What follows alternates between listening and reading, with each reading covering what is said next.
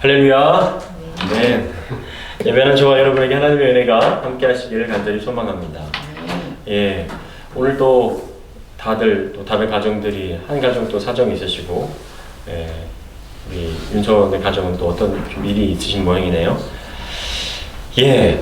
우리, 그럼에도 이렇게 함께 해주셔서 감사하고, 네. 예. 저희 교회는 늘 한 가정만 있어도 감사하고 만족할 수 있는 그런 마음이 돼 있어서 감사합니다. 또 함께 예배해 주셔서 너무나 감사하고 기쁩니다.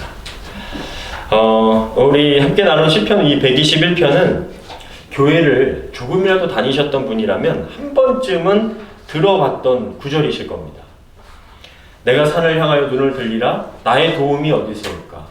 나의 도움은 천지를 지으신 여호와에게서로다. 이 단순하고도 분명한 고백은 정말 많은 그리스도인들에게 위로와 확신을 주시는 그런 말씀입니다. 더 나아가 시편 120편이 어떤 상황에서 이 고백되어진 시인지를 알게 되신다면 더욱더 이 마음에 와닿게 되실 텐데요. 학자들은 이 시편 121편을 순례자의 노래라고 부릅니다. 즉 타국에서 이 예루살렘으로 순례하는 사람들이 고백했던 이 찬양, 시가 바로 이 시편 121편이었습니다. 이 유대인이지만, 출생은 유대인이지만 고향을 떠나 타국에 사는 이 디아스포라 유대인들이 예루살렘을 향하여 올라오면서 자신을 둘러쌌던 수많은 산과 들 또 광야를 보면서 내가 무사히 이 순례길을 마칠 수 있을까? 하나님 이 순례길을 정말 잘 마칠 수 있도록 도와주십시오 라고 고백했던 시가 바로 이 시편 121편인 것이죠. 그래서 이 시편 121편 1절을 보시면 혼잣말을 하면서 자신에게 이거 누가 나를 도와줄까? 이렇게 하는 것 같지만 이것은 하나님께 기도하면서 아뢰는 것입니다. 시편 121편 1절인데요. 내가 산을 향하여 눈을 들리라. 나의 도움이 어디서 올까? 이 말씀을 조금 더 우리말로 와닿게 직역하면 이렇게 됩니다.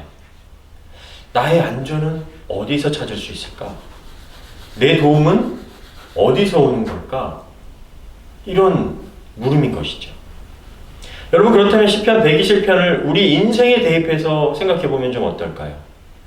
타국에 있던 하나님의 백성이 고향 예루살렘을 향해서 출발하죠. 어떤 안전에 대한 보장도 없고 나그네가 되어서 순례 여정 가운데 어떤 위험을 만날 수 있을지도 모릅니다. 우리 인생도 어떤 안전에 대한 보장 없는 나그네 길과 같을 때가 많이 있죠. 그리고 시편 120편의 순례자처럼 우리도 천국 본향을 향해 긴 여정을 하고 있는 중인 것이죠. 인생이라는 순례길 속에 때로는 막막한 순간, 또 위험의 순간, 진로의 문제도 있을 수 있고, 가정의 문제, 사업의 문제, 관계의 문제 속에서 안정감이 절실히 요구되는 때마다 나의 안전은 어디 있나? 나의 도움은 어디서 오나?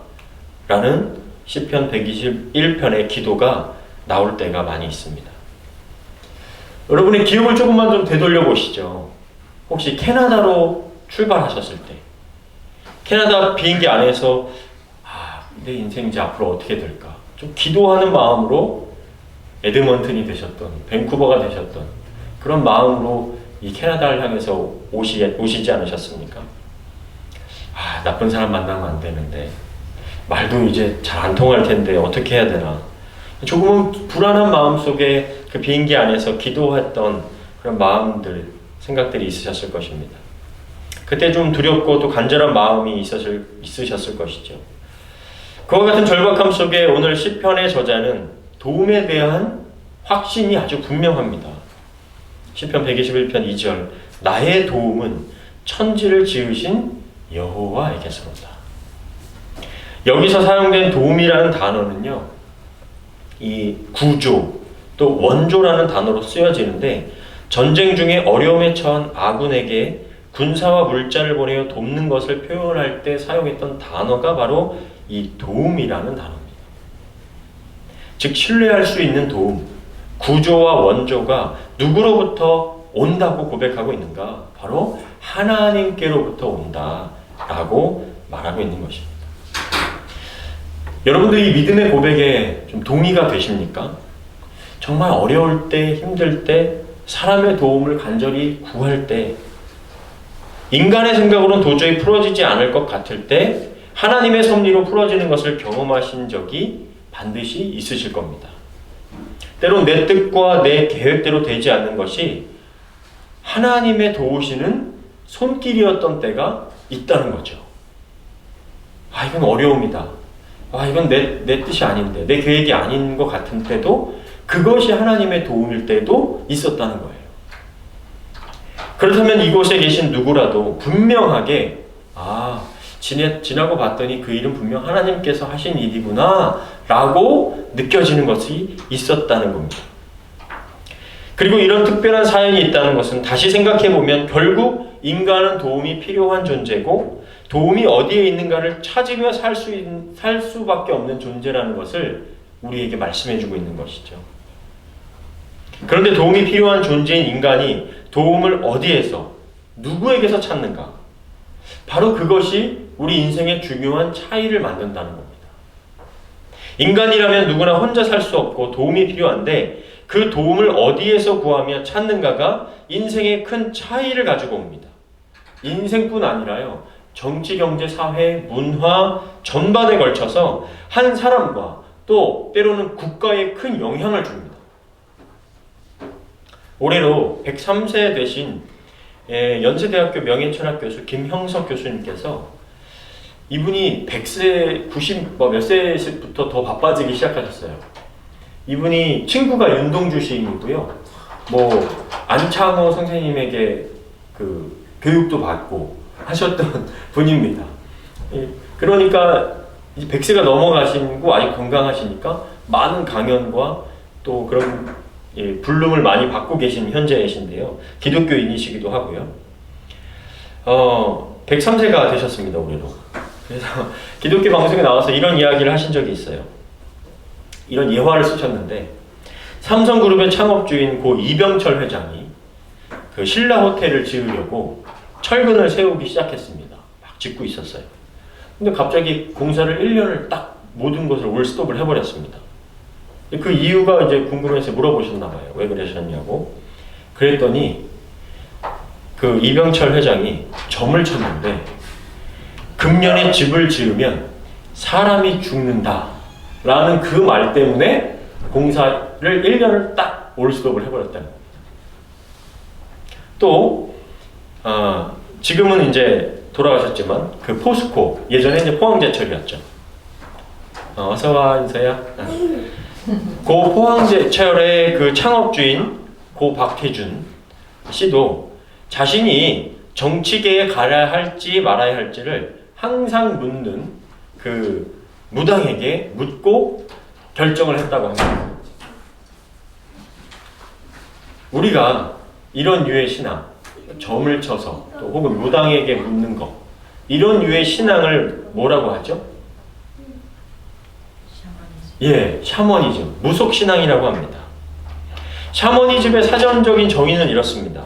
사전을 찾아보니까요, 원시적 종교의 한 형태, 주술사인 샤먼이 신의 세계나 악령 또는 조상신과 같은 초자연적인 존재와 직접적인 교류를 하며 그에 의하여 점, 복, 예언, 병치료 따위를 하는 종교적 현상이다. 재밌는 거는요, 아시아 지역, 특히 시베리아, 만주, 중국, 한국, 일본 등지에서 주로 볼 수 있다는 거예요. 그리고 이와 같은 것의 종교의 큰 카테고리 안에서는 이걸 뭐라고 하냐면 자연 종교라고 합니다.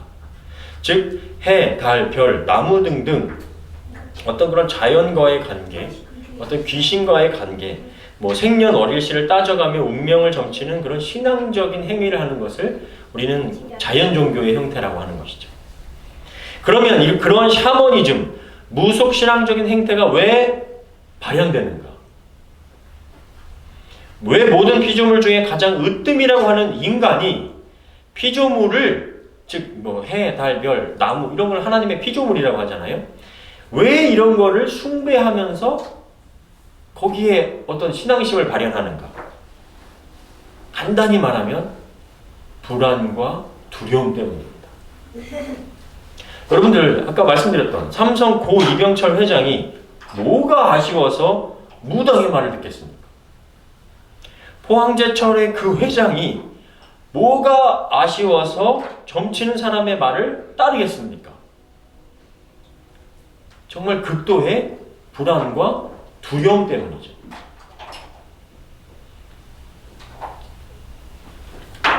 이 예화를 또 하나씩 제가 준비했는데요. 100여 년 전에 한국에 오신 제임스 게일 선교사님의 책이 있습니다. 조선 그 마지막 10년의 기록이라는 책 내용인데요. 제가 이 책을 우연찮게 여기 밴쿠버 도서관에서 봤습니다. 읽었는데 너무 재밌어요. 그 한 부분을 제가 그대로 좀 읽어드리겠습니다. 여기는 일부분인데 저 앞에 부분부터 읽어드릴게요. 그 당시에 이제 상놈이라고 하는 그 조선의 일반 그 평민들이죠. 상놈들은 자신의 모든 안 좋은 상황은 작은 악마들 때문이라 여겼기 때문에 도깨비나 귀신을 잡아 가두거나 깊은 땅속에 묻는 방법을 찾느라 얼마나 진지하고 열심인지 몰랐다. 이럴 때면 인간들을 상대할 때는 전혀 비치지 않던 공포나 불안한 표정이 이들 얼굴에 어렸는데 상황이 이렇다 보니 자신들의 수입 중 많은 부분을 박수나 무당을 부르는 데 썼다. 무당은 어떤 귀신이라도 무서워서 도망가도록 꽹가리, 징, 북을 치면서 소리 지르고 춤을 추는 사람이다. 나는 무당이 귀신을 쫓는 것을 한 번 본 적이 있다. 무당은 극도의 황홀경에 빠진 채로 내가 어지러워서 제대로 못 볼 지경까지 뱅글뱅글 돌고 있었는데 나도 모르게 그 안으로 빨려 들어가 함께 춤추고 돌게 만들 정도였다. 나는 가끔 상놈들을 보면서 어떤 일에도 안절부절 못하는 법 없이 삶을 저렇게 평온하게 살아가는 이들의 얼굴에 파인 깊은 주름은 도대체 어디서 온 것일까 궁금하곤 했다. 나는 그것이 이 상놈들을 평생 따라다니며 그들의 삶을 속박하는 그것, 바로 귀신에 대한 공포에서 온 것이라고 생각한다. 그들이 진심으로 독실하게 제사를 지낸다는 것은 의심의 여지가 없지만 과연 그들의 행위의 의미를 명확하게 이해하고 있느냐 하는 것은 대단히 의심스러웠다. 이것이 1888년 조선을 방문한 선교사의 눈에 비친 조선의 모습이었는데 재밌는 거는요. 130년이 넘은 지금까지도 한국의 이 샤머니즘적인 종교심은 크게 달라지지 않았다라는 거죠. 말씀드렸던 고 이병철 회장이 점치는 사람의 얘기를 듣고 1년 동안 공사를 중단시킨 내용이든 포스코의 그 회장이 내가 정치회를 가야 되나 말아야 되나를 점치는 무당에게 가서 듣고 행동하는 거나 100여 년이 지난 거나 130년에 조선에 왔을 때 일반 사람들의 그 모습이 자신의 수입의 대부분을 그 점치는 것, 무당하는 것, 우리가 흔히 지금은 얘기도 안 하는 그 도깨비, 무슨 귀신의 그런 이야기들에 무서워서 두려워서 그렇게 살고 있었던 조선의 모습이 굉장히 비슷하다는 겁니다. 그런데 여러분 TV를 봐도요. 여전히 새해가 되면 자신의 한 해 운수를 점치는 자나 무당에게 묻는 모습은 과거 선교사가 바라보던 조선 사회와 진짜 크게 달라지지 않았다는 거예요. 그런데 무속신앙만이 아닙니다. 세상에서 고등종교라고 불리는, 저는 그런 고등종교라고 이 기독교를 표현하기가 싫지만 불교, 기독교, 천주교도요. 한국의 샤머니즘과 오묘하게 혼합되어서 사람들에게 불안하고 두려운 마음 정도를 가볍게 해주고 여전히 무당짓 하는 것은 아닌지라는 의구심이 100년 전 한국 땅을 밟은 선교사님과 비슷한 물음을 던지게 된다는 거예요. 그러면 우리에게 있어서 천지를 지으신 하나님을 믿는 것과 샤머니즘적인 신앙에는 어떤 차이가 있겠습니까? 그런 샤머니즘적인 신앙과 근본적으로 좀 무언가 달라야 하지 않겠냐는 거예요. 저는 가장 큰 차이는 결국 천지를 지으신 하나님과 맺어진 관계를 통해 하나님을 통해 나 자신을 어떻게 보게 되느냐. 그리고 이제 나는 어떻게 살아야 하는가를 무속신앙과 하나님을 믿는 신앙 차이를, 그것이 신앙의 차이를 만든다라고 저는 생각이 되는 것이죠. 여러분, 무당에게 찾아가 굿하거나 점치를 행위를 왜 하는 거죠? 130년 전이나 지금이나 똑같습니다. 귀신이나 조상의 신을 통해 나 자신이나 가족이 해봤지 않고 잘 사는 것, 잘 되는 것에 초점이 맞춰져 있는 거죠. 위험, 사고를 피해 화를 면하고 복을 얻는 데 초점이 있는 거죠. 세상이 어떻게 되든지 큰 상관이 없습니다. 내가 잘 돼야 되고 내가 사고를 피해야 됩니다. 그래서 몇 천만 원의 복비가 들더라도 부적을 써야 하더라도 그걸 해야 되는 거예요. 그러면 두려움이 사라지나요? 그렇게 하고 나면 모든 것에 두려움이, 내 안에 머물고 있는 그런 두려움들이 다 사라집니까? 아니죠. 그 두려움을 해소하기 위해서 나에게 또 다른 두려움이 오면 또 그걸 해소해야 되고, 불안을 해소해야 되고, 계속 반복되는 점을 쳐야만 하는 거죠. 그런데 하나님을 향한 신앙은요, 하나님을 믿는 우리의 신앙은 우리를 두려움에 끌려다니는 자가 아니라 하나님께서 주신 구속의 은혜를 통하여 우리를 자유케 한다는 거예요. 우리를 그 죄에서 해방시켜 준다는 거예요. 왜 그렇습니까? 두려움의 끝이 뭐죠? 그 계속 불안하고 나에게 위험과 사고나 이게 뭐가 오면 내가 잘못될 거야. 그 잘못됨의 끝이 뭐죠? 그렇습니다. 우리가 죽는 거예요. 우리가 죽음의 그 두려움이 있기 때문에 그거를 피하고자 계속 뭔가를 점을 치든 뭔가 그 샤머니즘적인 행동을 하는 거잖아요. 우리 집에 애군이 끼면 안 된다고 그래서 뭐 사주, 신주 딴지를 모셔두고 다 그거 하는 거 아닙니까? 그 끝에 죽음, 그 사망의 권세를 깨뜨리 자유케 하신 것이 바로 예수 그리스도이기 때문에 우리가 그 믿음을 가지면 거기서 노임받는 거예요. 해방되는 거예요. 자유해지는 겁니다.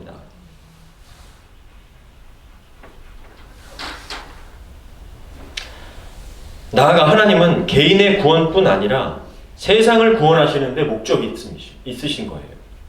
요한복음 3장 16절에도 하나님이 세상을 이처럼 사랑하사 라고 말씀하셨죠. 각 사람에게도 관심이 있으시지만 온 우주를 포함한 세상에도 관심이 있으십니다. 그 구원이라는 표현을 다시 말씀드리면 하나님 나라를 회복하고 이루시려는데 그 이유가 있다는 거죠. 왜냐하면 그 나라는 온전한 나라며 사랑의 나라며 의로운 나라이기 때문입니다.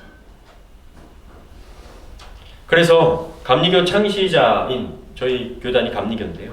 존 웨슬리는 이렇게 말했습니다. 개인의 성화는, 개인의 이제 거룩한 변화, 예수님을 만나서 변화된 것, 또 계속해서 변화되어 가는 것, 성화라고 하죠. 개인의 성화는 사회적 성화로 나가야 합니다. 단지 개인이 구원하고 그런 만족스러움에서 끝나는 건 진짜 변화가 아니에요. 사회적인 변화, 사회적인 성화로 나아가야 한다는 겁니다. 개인의 거룩한 변화는 사회를 거룩하게 변화하는 것과 연결되어 있다는 겁니다. 그래서 웨슬리는 그 당시 아주 부패하고 타락한 영국 사회를 변혁시키는데 앞장섰던 사람이 되었습니다. 여성의 인권의 회복을 노력했고요. 어린이 노동력을 착취했던 그 당시 영국의 법을 바꾸려고 노력했고요. 노예 해방을 하기 위해 앞섰고요. 사람을 사람답게 살도록 많은 변화를 이끌었다는 거예요. 성경에는 결코 나를 높이고 나를 내세우고 내 업적을 이루려고 성공해라 라는 내용이 없습니다. 교회를 세우는 이유가 교회를 세워 부흥해라, 인원을 많이 모여라 에 초점이 맞추어지지 않았다는 거예요. 자신을 부인하고 자기 십자가를 지고 주님을 따르라. 그 길은 좁고 험하다. 개인을 구원할 뿐 아니라 사회를 구원하는 것에 힘쓰라 라고 되어 있죠. 사회를 구원하는 것은 예수님을 믿게 하는 것을 넘어 과부와 고아와 나그네 된 자들, 사회에 소외된 자들을 향해 손을 펴라는 겁니다. 그것이 하나님 나라에 대한 관심이기 때문입니다. 예. 아까 말씀드리려고 했던 건데 이거 넘어갔네요. 여호와의 말씀이니라 너희를 향한 나의 생각을 안 하니 평안이요 재앙이 아니라 너희에게 미래와 희망을 주는 것이니라. 하나님이 주시고자 하시는 것이 그것이죠. 그러나 무당이나 샤머니즘에 속한 것은 계속 어떤 귀신이나 이런 것들이 너희 주변에 있다. 계속해서 그걸 해결해야 된다. 계속되는 두려움을 줄 뿐이라는 거예요. 네. 그래서 1888년 토론토 대학을 캐나다인이었습니다. 토론토 대학을 졸업한 젊은 학생이었던 이 게일 선교사가 음식도 다르고 사람도 다르고 말도 통하지 않는 곳으로 자신을 내어 조선으로 왔던 것이죠. 못하기 위해서 하나님 나라를 이루기 위해서 왔던 거예요. 게일 선교사를 통해 최초로 영한 사전이 만들어졌습니다. 그것을 바탕으로 성경 신구약 전설을 출판하며 한글 발전에 크게 기여했던 분이 바로 이 게일 선교사였습니다. 영국의 존 버년의 책이었던 철로 역정 들어보셨죠? 철로 역정을 한글로 번역하셨고요. 김만중의 구운몽이라는 소설을 영어로 번역해서 해외에 한국을 알리는 역할을 하셨습니다. 더불어 일본의 식민 통치 정책을 바꾸는데 많은 기여를 하신 분이 이 게일 선교사님이셨어요.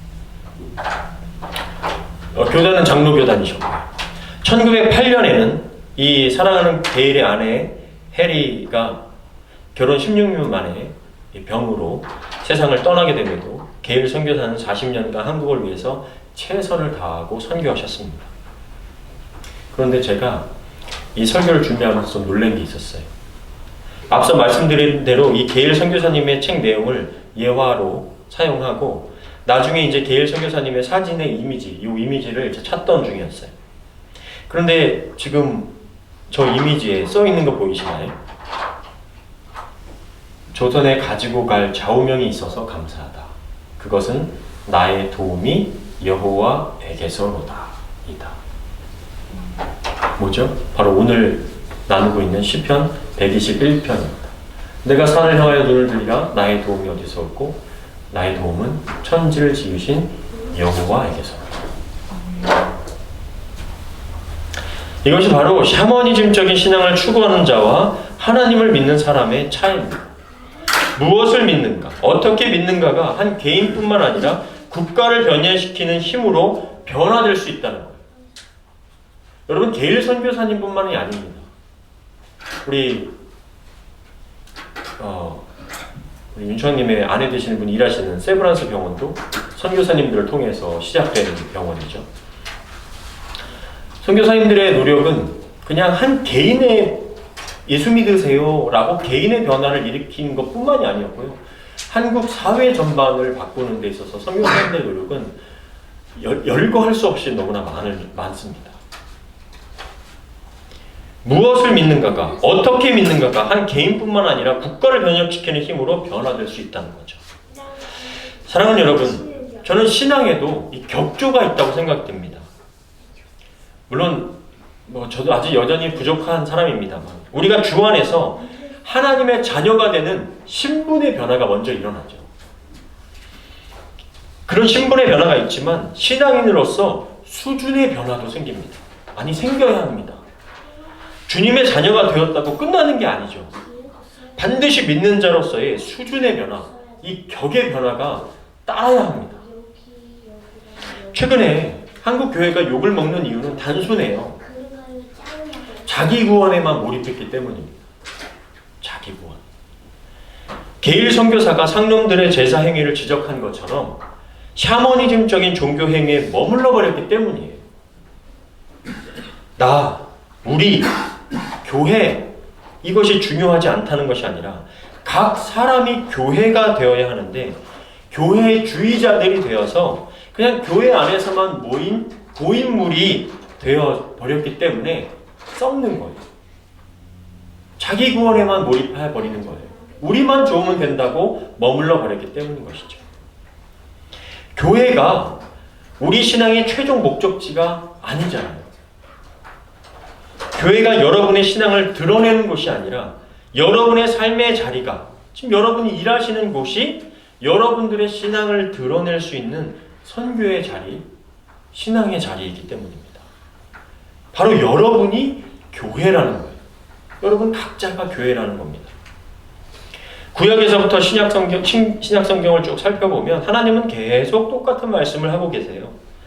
하나님은 구약의 선지자들을 통해 이스라엘의 10왕들을 통해서 이루고 싶으셨던 것, 개인의 구원, 개인의 부귀영화가 아니라 정의와 공의를 하나님 나라 가운데 세우기를 원하셨던 겁니다. 예레미야 33장 15절인데요. 그날 그때에 내가 다윗에게서 한 공의로운 가지가 나게 하리니, 누구죠? 예수 그리스도죠. 그가 이 땅에 정의와 공의를 실행할 것이라.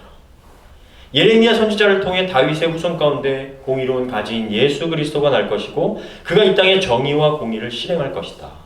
예수님께서 세우신 정의와 공의는 무엇이었습니까?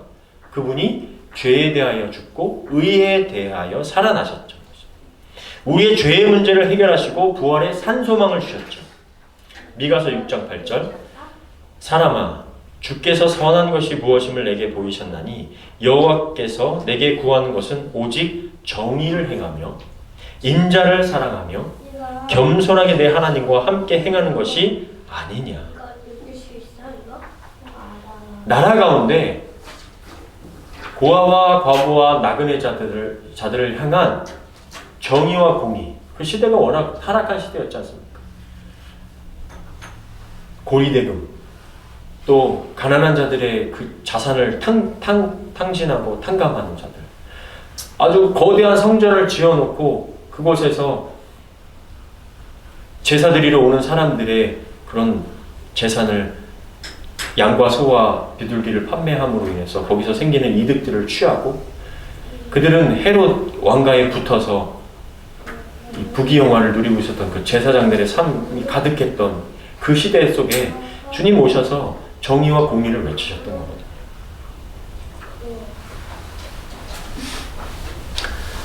우리는 불안과 두려움으로부터 도움을 구하지만 하나님은 우리가 그런 것에 더 이상 끌려다닐 필요가 없고 정의와 공의를 행하며 담대하게 하나님 나라를 이 땅 가운데 이루며 살라고 말씀하시는 겁니다.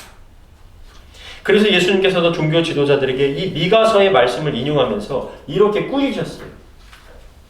화 있을진저 외식하는 서기관과 바리새인들이여, 너희가 박하와 회양과 근처에 11조는 들이되, 너희들 종교행위 좀 잘하고 있는데 율법에 더 중요한가? 하나님이 모세에게 주셨던 본래 율법의 더 중요한 내용이 뭐냐? 정의와 긍휼과 믿음은 버렸도다. 그러나 이것도 행하고 저것도 버리지 말아야 할지니라. 종교행위 하는 거, 그거 너희들 잘못됐다고 말하는 것 아니다. 그거 버리지 말아라. 하지만 그 안에 담긴 더 중요한 게 있지 않니? 정의와 긍휼과 믿음을 지켜라. 그것이 더 중요하다. 다시 말해 너희는 율법이 말하는 시시콜콜한 것을 본질보다 더 중요하게 여기며 지금 너희들 행하고 있구나. 하나님이 원하셨던 율법은 그거 원하는 거 아니었다. 율법이 말하는 것을 지키지 말라는 것이 아니라 더 중요하고 본질적인 것이 있다는 거예요. 그것을 추구하라는 거예요. 조금 강하게 말씀드리면 교회에 모여 종교 행위를 하는 것도 중요하지만 세상의 생명의 복음을 품고 나가 하나님 나라의 정의와 공의를 실행하라는 거예요.